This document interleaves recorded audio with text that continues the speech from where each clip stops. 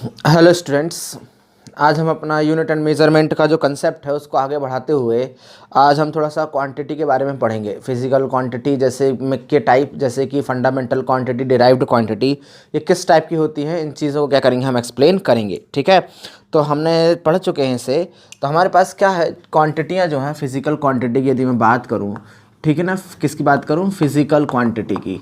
तो इसको एक्सप्लेन करने के लिए मैंने इसके टाइप समझाए थे आपको, क्या वेक्टर, स्केलर, रेशियो टाइप की जो क्वांटिटियों के टाइप लिखाए थे।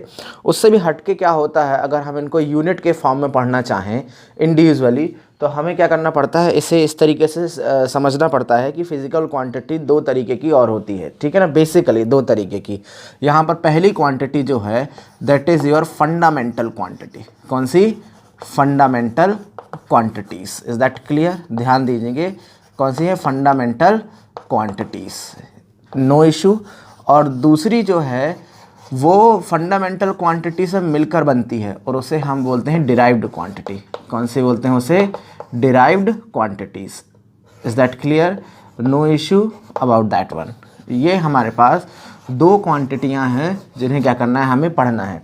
और अगर हम इन दो क्वांटिटियों को समझ जाएंगे तो इसके बाद हम क्या कर सकते हैं, अपने बेसिक कंसेप्ट डायमेंशनल फार्मूले की तरफ मूव कर सकते हैं, जो कि आपको ज़्यादा अच्छे से समझ में आएगा। तो भाई पहले हम बात करते हैं फंडामेंटल क्वांटिटी की। ठीक है, तो ज़रा ध्यान देना, what I am talking about the fundamental quantities.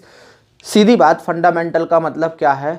किसी चीज़ का बेस या आधार। मतलब क्वांटिटियों का आधार और क्वांटिटियों का बेस ही क्या होगा, हमारा फंडामेंटल क्वांटिटीज़ के थ्रू समझा जाएगा। जैसे अगर मैं बात करूं कि वो क्वांटिटियां जिनको एक्सप्लेन करने के लिए, जिनको एक्सप्रेस करने के लिए किसी दूसरी अदर क्वांटिटी की ज़रूरत नहीं होती, वो फंडामेंटल क्वांटिटियां कहलाती हैं। जैसे कि मैं आपसे एक नॉर्मल बात करूं कि अभी कि आप कितनी देर से पढ़ रहे हैं, तो आपने बोल दिया कि 2 घंटे sir. The time sufficient, 2 our is sufficient, you don't need any other thing. मेरे को ये मतलब नहीं है कि आप कितने किलो कर रहे, कितने किलो के हो। मेरे को ये मतलब नहीं है कि आसपास का टेम्परेचर कितना है। That is sufficient. Is that clear what I am saying? अगर मैं बोलूँ कि आज बहुत गर्मी है, तो कितना टेम्परेचर है? बोला 37 डिग्री सेल्सियस, सफिशिएंट है। अब ये मतलब नहीं है मेरे को कि तुम्हारा मास कितना है, तुम्हारी लंबाई कितनी है। No, that is 100% sufficient to be explain. That means I can say that कि वो फिजिकल क्वांटिटी जिनको एक्सप्रेस करने के लिए हमें किसी दूसरी फिजिकल क्वांटिटी की ज़रूरत नहीं होती है, फंडामेंटल क्वांटिटी कहलाती हैं। और हम कह सकते हैं कि fundamental quantities are 100% independent quantities. Is that clear? So you can learn them by using the following steps. They can say that don't need या don't require any other quantity, any other quantities to be explained,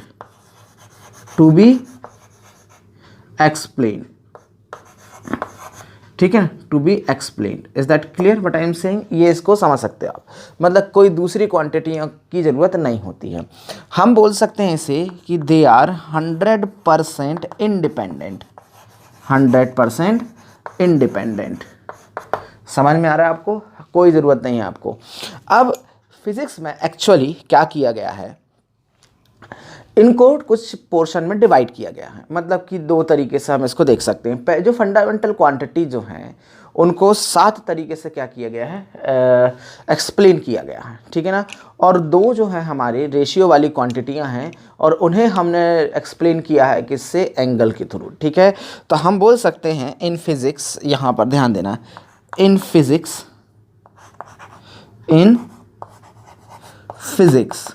कितनी? There are कितनी? 7 fundamental quantities. Fundamental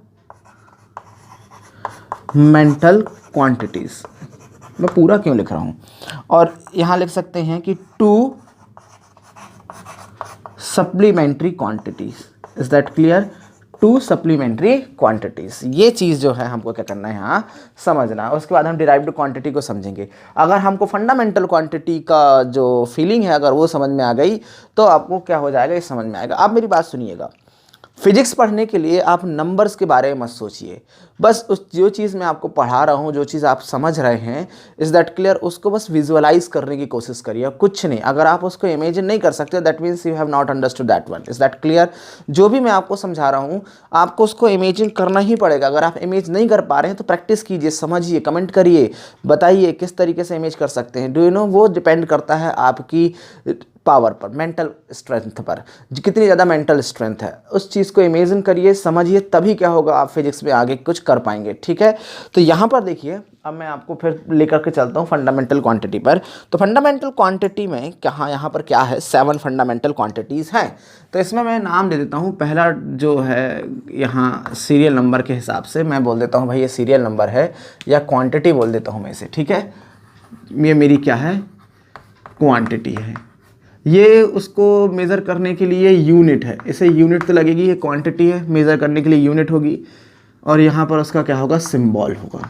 क्या होगा, उसका symbol होगा। Is that clear? इस symbol को मैं बताना चाहूँगा कि ये क्या है। जैसे क्वांटिटी, ये हमको बताएगी कि 7 फंडामेंटल क्वांटिटी कौन सी है। यूनिट हमें ये बताएगी कि वो किस टाइप की क्वांटिटी है, जैसे इसका मतलब क्या है, और उसका सिंबल उसे कैसे डिनोट करते हैं। तो जैसे मैं पहली क्वांटिटी बोलूँ, पहली क्वांटिटी, ठीक है, तो भाई क्या है, पहली क्वांटिटी क्या है, मान लेता हूँ मास। क्या है, मास। इसे नापते हैं किलोग्राम से। किससे नापते हैं, किलोग्राम से। और इसका सिंबल जो है सिंपल केजी है। ठीक है, स्मॉल केजी आप लिख सकते हो, इसमें कोई डॉट लगाने की ज़रूरत नहीं है, कुछ भी नहीं, वो किलोग्राम ही होगा। क्लियर? तो ये किलोग्राम बता रहा है कि मतलब किसी चीज़ का आप क्या कर रहे हैं, मास नाप रहे हैं। तो क्वांटिटी आपको समझ में आ गई किस तरीके की है। दूसरा, यदि मैं बात करूँ यहाँ पर लेंथ, तो लेंथ आप किससे नापते हो, मीटर से नापते हो, नो इश्यू। ठीक है, तो इसको किससे, सिर्फ स्मॉल एम से डिनोट करते हैं, कोई डॉट नहीं लगाना है, कुछ नहीं करना है, सफिशिएंट है ये। ठीक है, तीसरा यदि मैं बात करूं, तीसरा जो है दैट इज़ टाइम। बहुत अच्छे से जानते हो आप, टाइम, इसे डिनोट करते हैं सेकेंड से। इसकी यूनिट क्या है, सेकेंड, और डिनोट करते हैं स्मॉल एस से। ठीक है, चौथा यदि मैं बोलूँ तो वो क्या है, टेम्परेचर।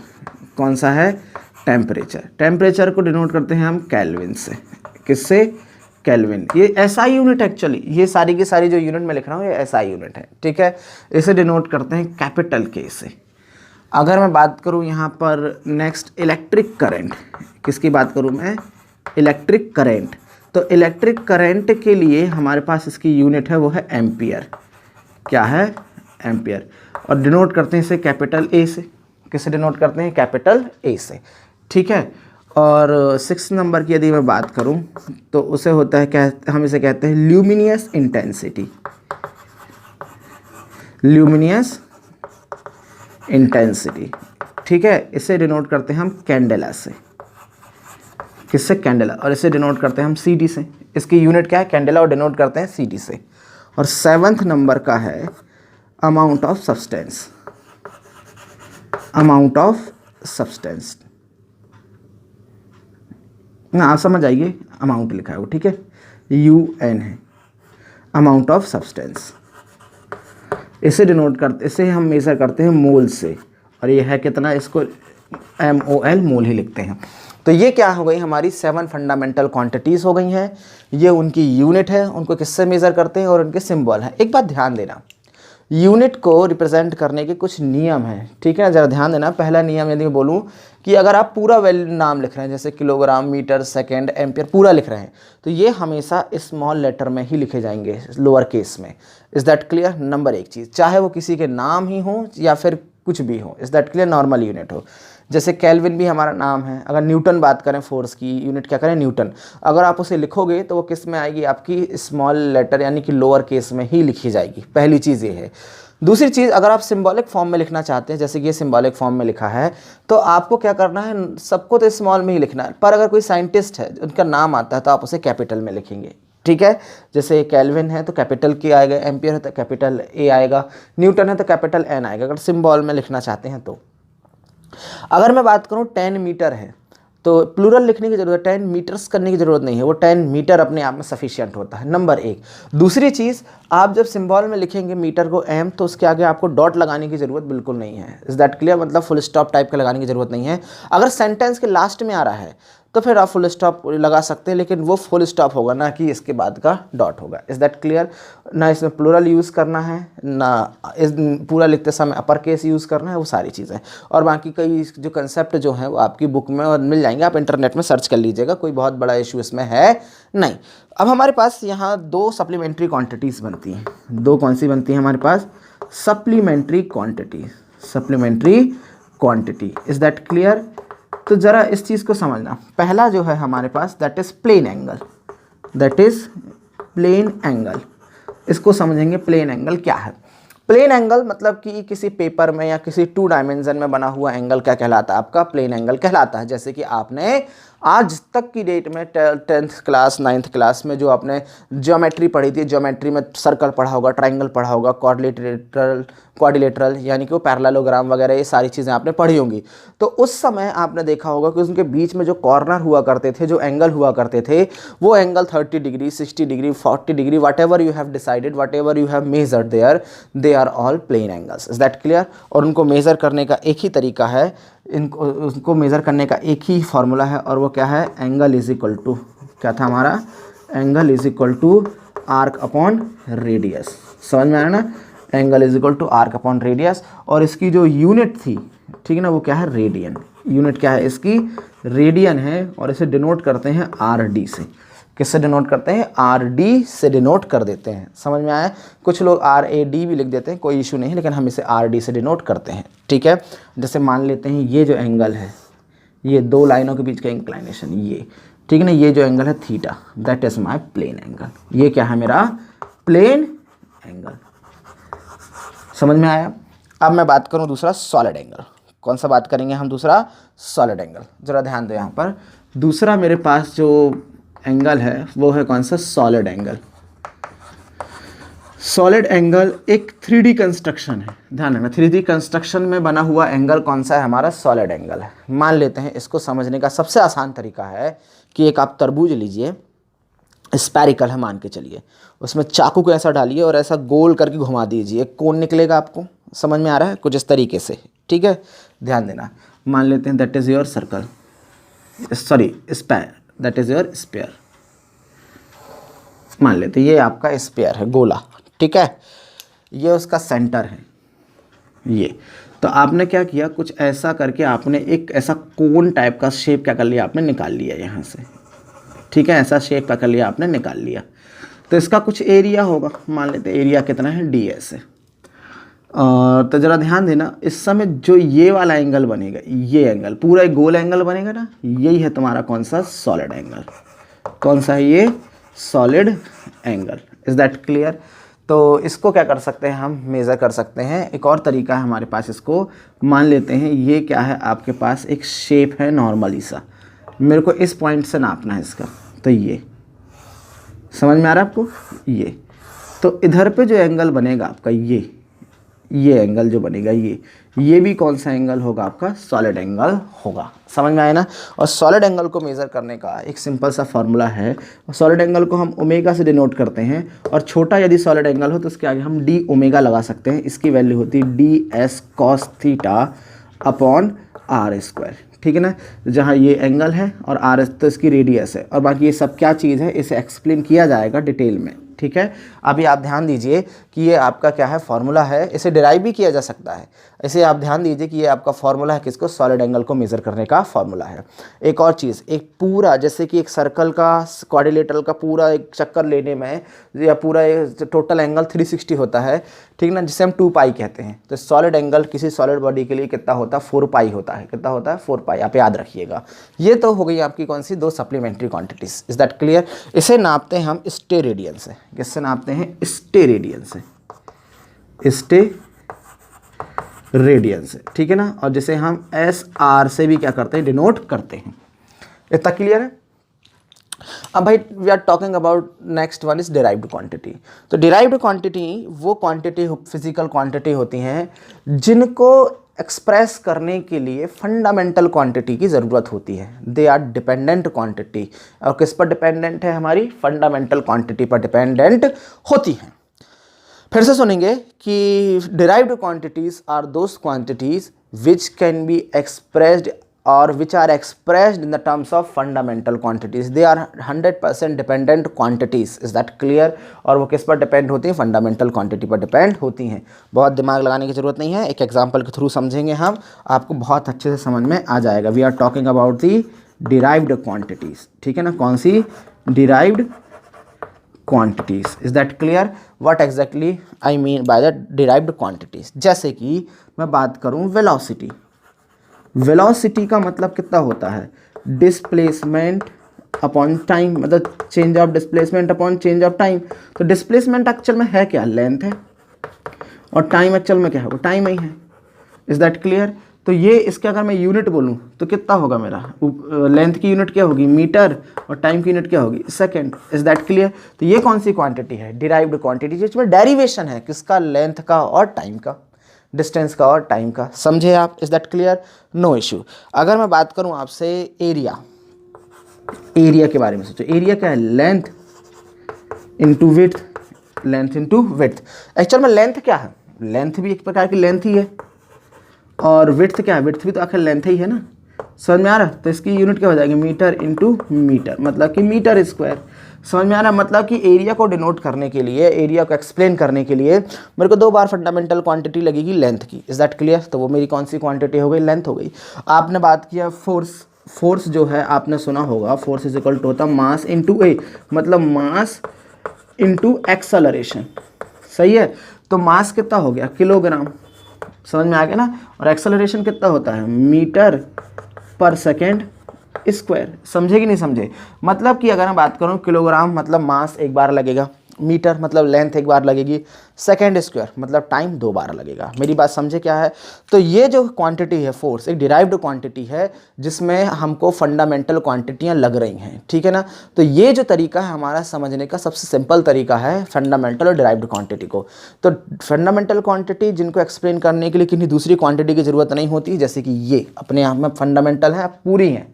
और डिराइव्ड क्वांटिटी वो फिजिकल क्वांटिटी हैं जिनको एक्सप्रेस करने के लिए आपको फंडामेंटल क्वांटिटियों की क्या होती है, ज़रूरत पड़ती है, ठीक है। तो अगर आप इस चीज़ को बहुत अच्छे से समझ गए हैं तो आप इसे नोट करिए। फिर हम थोड़ा से कुछ स्पेशल टाइप की क्वांटिटियों के मतलब कुछ रूल्स पढ़ेंगे हम, सफिक्स प्रीफिक्स। फिर हम क्या करेंगे, पढ़ेंगे इस पर बेस्ड, इन डिराइव्ड क्वांटिटियों पर बेस्ड सबसे इंपॉर्टेंट कंसेप्ट जो है हमारा डायमेंशनल एनालिसिस। क्लियर है? पहले इसको नोट करिए, फिर थोड़ा सा बेसिक पढ़ेंगे।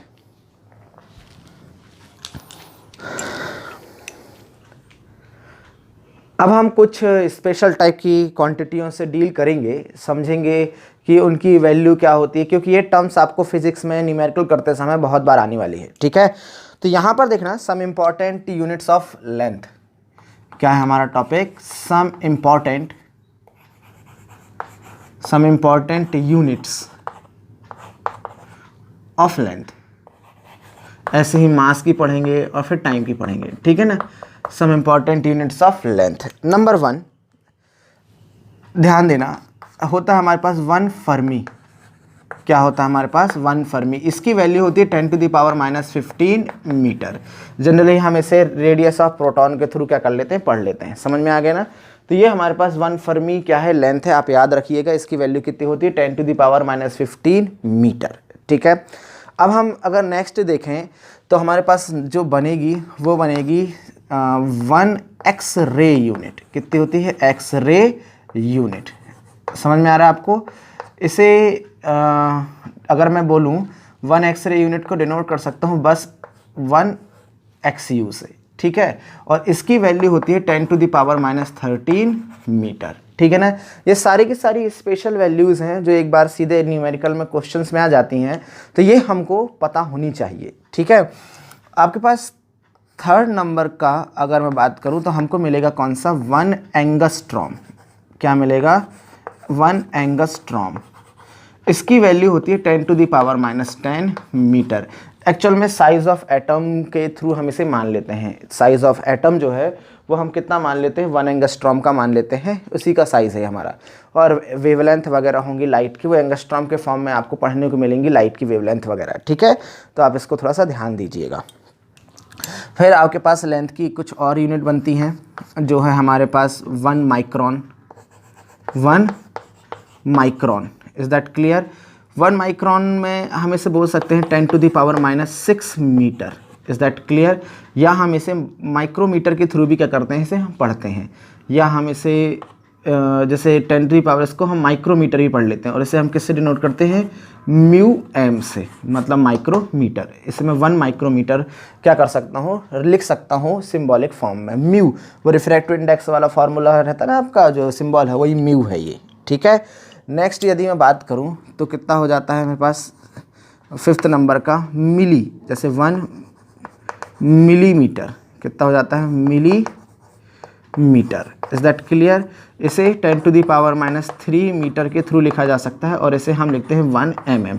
कोई इशू नहीं है। ये सारी की सारी जो हैं लेंथ को मेज़र करने की हमारे पास यहाँ कुछ यूनिट्स हैं। अब स्पेशल टाइप को हम थोड़ा सा पढ़ेंगे, अब बड़ी यूनिट के बारे में हम बात करेंगे। जो सबसे इम्पॉर्टेंट हमारे पास जो नेक्स्ट वाली आएगी आपके पास, वो है आपकी 1 astronomical unit. Astronomical unit, is that clear? इसे हम डिनोट करते हैं 1 AU से।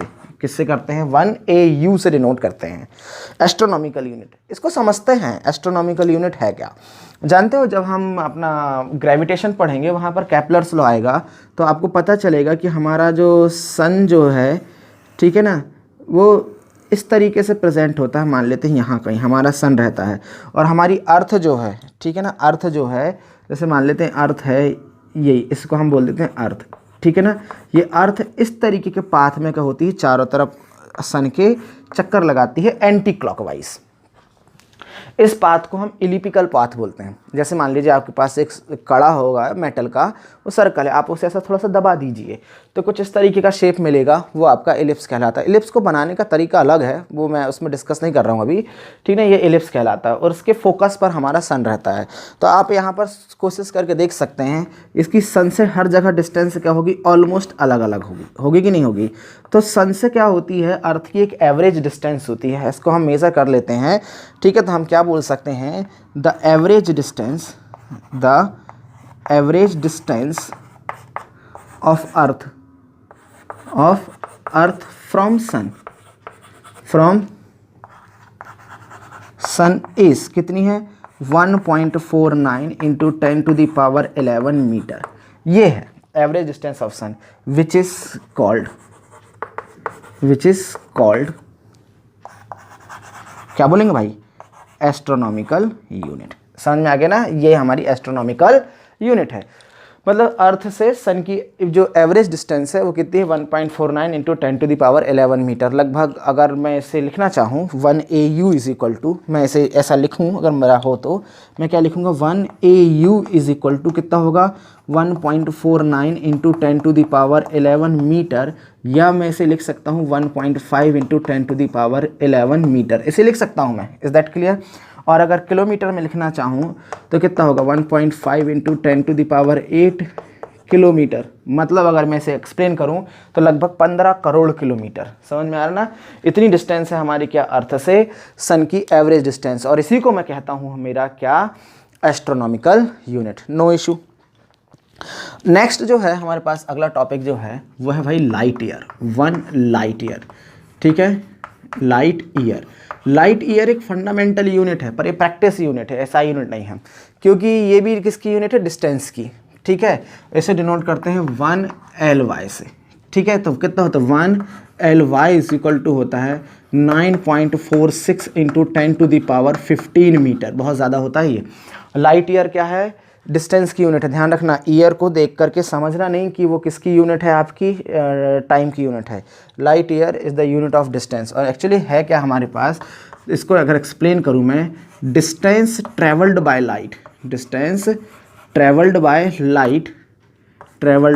लाइट इन वैक्यूम इन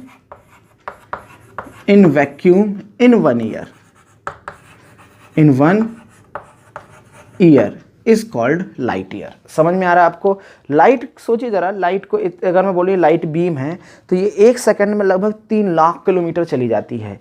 तो 10 सेकंड में कितना हो जाएगा, 30 लाख। समझ में आ रहा ना। 1 मिनट में कितना, 1,80,00,000 किलोमीटर 1 मिनट में चला गया। तो सोचो ज़रा 1 साल में कितनी डिस्टेंस कवर करती है, वही क्या है, आपकी लाइट ईयर है। समझ पा रहे ना आप क्या है। एक और यूनिट होती है पारसेक, ठीक है ना। क्या यूनिट होती है आपकी, पारसेक। Is that clear? तो ये पारसेक अगर मैं बोलूँ, parsec 1 parsec is equal to होता है 3.26 लाइट ईयर। ज़्यादा दिमाग लाने की ज़रूरत नहीं है, बहुत इसी में हमको लिप्त नहीं रहना है, ठीक है। तो ये क्या है, हमारी यूनिट है, किसकी, बड़ी बड़ी यूनिट है। Is that clear? क्या है हमारा, तो मैं ये बोल सकता हूँ कि आप एक बात सोचिए ज़रूर, ये जो सारी की सारी यूनिट हैं इनको हम एसआई यूनिट में कन्वर्ट कर सकते हैं। समझ पे आ रहा है ना आपको? मैं इस तरीके से आपको क्या कर सकता हूँ, ये समझा सकता हूँ। नेक्स्ट एक और चीज़ ध्यान देना, एक और प्रैक्टिस यूनिट है, ये बहुत सुनते होगे आपको, 1 माइल, ठीक है ना। ये 1 माइल आपने सुना होगा, मील एक्चुअल में होता है 1.6 किलोमीटर के बराबर होता है ये, ठीक है। किसके बराबर होता है, 1.6 किलोमीटर के। और यदि मीटर में बदलना चाहो तो 1.6 इंटू 10⁻³ मीटर। बहुत आसानी से क्या कर सकते हो आप, इसे एक दूसरे से कन्वर्ट कर सकते हो। ये मेरी क्या हो गई, यूनिट हो गई किसकी, डिस्टेंस की। ये प्रैक्टिस यूनिट है, अगर और कोई लगेगी तो हम क्या कर लेंगे, इसको एक्सप्लेन कर डालेंगे, ठीक है ना। अभी न्यूमेरिकल करेंगे छोटे छोटे से, इससे रिलेटेड आपको क्लियर हो जाएगा। ऐसी स्पेशल यूनिट ऑफ मास, किसकी बात करेंगे, मास की स्पेशल यूनिट के बारे में हम डिस्कस करेंगे। तो पहली यूनिट जो है हमारे पास मास की, ध्यान देना, वो है चंद्रशेखर लिमिट। चंद्रशेखर लिमिट। अब यहाँ ध्यान देना बेटा, कई जगह पर ये चंद्रशेखर लिमिट लिखा रहता है और कई जगह पर चंद्रशेखर यूनिट लिखा रहता है, ठीक है। तो मैं आपको बताऊं, इसे डिनोट करते हैं हम CSU से, CSU चंद्रशेखर लिमिट यूनिट, या फिर CSL चंद्रशेखर लिमिट से, ठीक है ना। और इसकी जो वैल्यू होती है that is equal to 1.4 times mass of sun. Mass of sun 1.4 times mass of sun, मतलब कि सन के मास का 1.4 टाइम्स। सन का मास कितना है मेरा, अगर मैं बात करूं तो कितना होगा, 1.4। सन का मास कितना है, 2 इंटू 10⁻28 किलोग्राम। मैसिव, बहुत ज़्यादा होता है ये, ठीक है। और इसको क्या लिख सकता हूं मैं, यहीं पर लिख देता हूं, 2.8 इंटू 10⁻28 किलोग्राम। ये होता है मेरा क्या, CSL या फिर CSU, ठीक है, Chandrashekhar limit. Is that clear? अब नेक्स्ट जो है, यहाँ पर यदि मैं बोलूँ टन, आपको पता ना 1 टन मतलब मैट्रिक टन जिसको आप बोलते हो, कितना हो जाएगा, 1000 किलोग्राम, ठीक है ना। 1 क्विंटल, ठीक है ना, कितना होगा, 100 किलोग्राम। Is that clear? ये सारे के सारे आपने वैल्यूज पढ़ी होंगी, ये बड़ी बड़ी यूनिट है। अब कुछ स्पेशल देखो ज़रा यहाँ पर, जैसे मैं बात करूँ atomic mass unit, atomic mass unit, ये बहुत यूज़ होने वाली है, आपको AMU पढ़ते हैं। इसकी वैल्यू कितनी होती है आपकी, 1.6 इंटू 10⁻27 किलोग्राम, मतलब mass of proton. Mass of proton के बराबर होता है कितना हमारे पास, एटॉमिक मास यूनिट, ठीक है ना। और देखेंगे हम किस चीज़ को, जैसे मास ऑफ इलेक्ट्रॉन की बात करें, ठीक है ना, मास ऑफ इलेक्ट्रॉन, ये यूज़ हो जाते हैं। इसको कितना होता है, 9.1 इंटू 10⁻31 किलोग्राम। समझ पा रहे हैं आप? ये सारी की सारी क्या है, कुछ यूनिट है जो क्या करना है आपको लर्न करके रखना है।